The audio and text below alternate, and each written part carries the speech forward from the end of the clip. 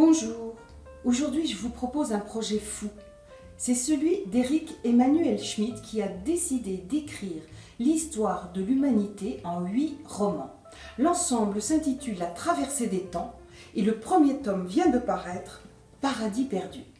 Il se déroule au néolithique, la toute fin de la préhistoire, les débuts de la sédentarisation, de l'agriculture, et on découvre là les 3 personnages qui vont guider le lecteur de livre en livre à travers les époques parce qu'ils sont immortels.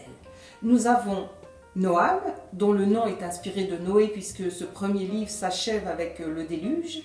Nous avons la belle Noura, dont il était pris un amour difficile, si ce n'est impossible, qu'il va retrouver d'époque en époque. Et puis nous avons Derek, la figure du félon, si utile quand on veut raconter l'histoire de l'humanité. Nous avons aussi notre époque qui est décrite, puisque Noam, en fait, a entrepris de raconter son histoire depuis aujourd'hui, où il est arrivé. Et le mélange ne crée pas du tout d'anachronisme, bien au contraire.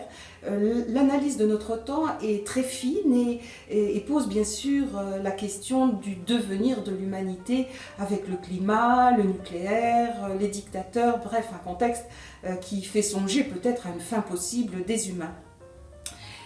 En regard, nous avons le paradis perdu de ce néolithique, avec une nature merveilleuse, sauvage, sublime, mais dangereuse, avec laquelle les humains sont à cette époque-là en phase.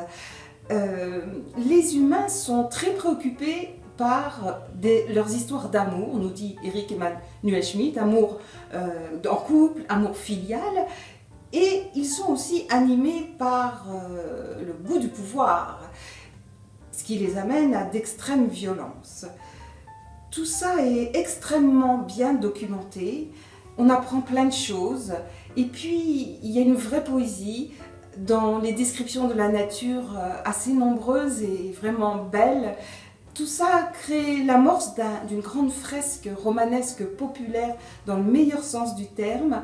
Et c'est un livre qu'on lit avec délice, qui procure une évasion. Vraiment, je vous invite à vous laisser embarquer dans cette traversée du temps.